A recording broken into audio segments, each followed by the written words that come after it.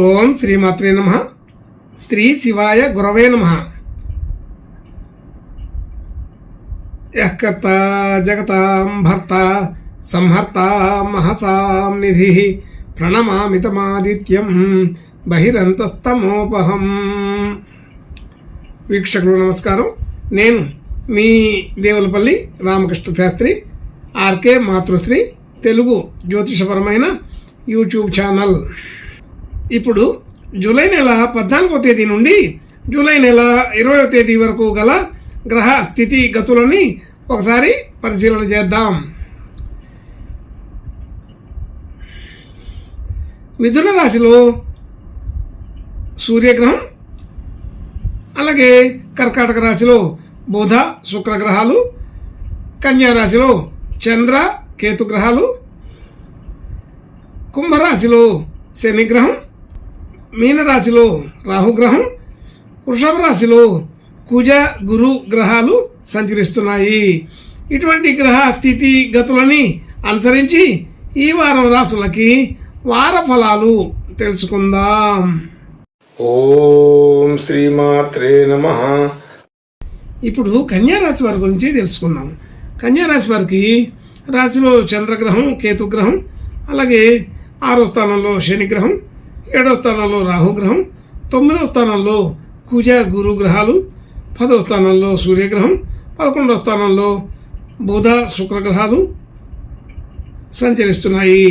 ఇటువంటి గ్రహ సంచారాన్ని అనుసరించి ఈ వారం ఈ కన్యా రాశి వారికి సాధారణమైన ఫలితాలే ఉంటాయి. కొంత శుభాధిక్యత కూడా ఉంటుంది. సరైన నిర్ణయాలు సకాలంలోనే తీసుకుంటారు. అయితే గతంలో కంటే కూడా కొంత వేగంగా ఆలోచన చేసే స్థితి ఉంటుంది. ఆలోచన తీరులో మంచి స్పష్టత ఉంటుంది. ఏం చేయాలి ఏం అని అవగాహన బాగానే కుదురుతుంది. మనం చేయాలనుకున్న పని, చేసే పని దాని మీద అవగాహన కుదురుతుంది. అది చేసే విధానం కూడా స్పష్టంగానే శ్రద్ధగా ఉంటుంది.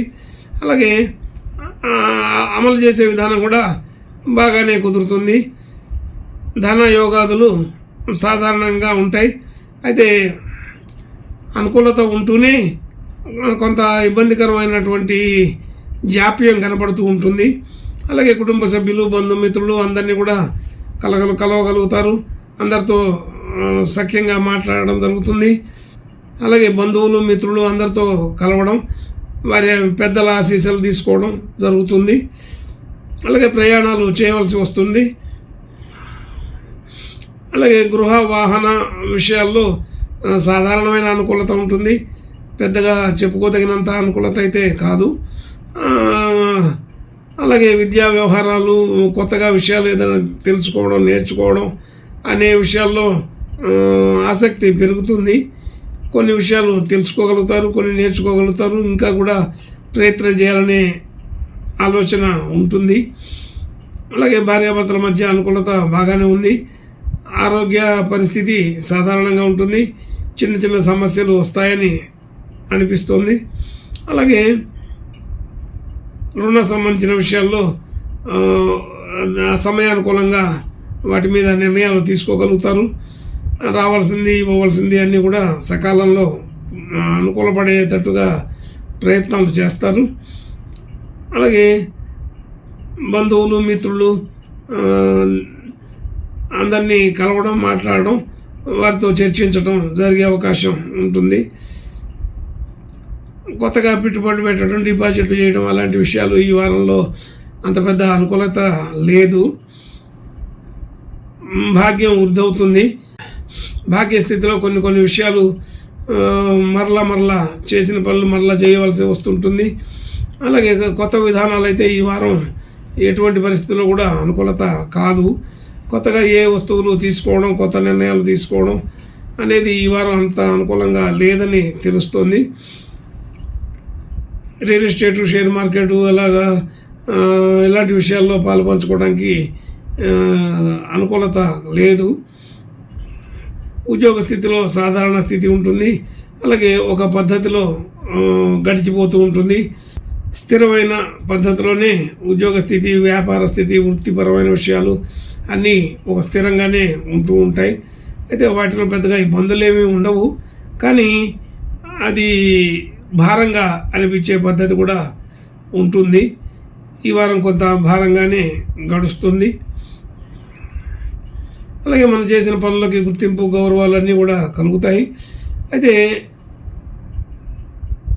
సాధారణమైన విషయాలన్నీ కూడా అనుకూలంగానే ఉంటాయని తెలుస్తుంది. పెద్దగా మార్పులు, చేర్పులు ఏమీ ఈ వారంలో జరిగేది లేదు.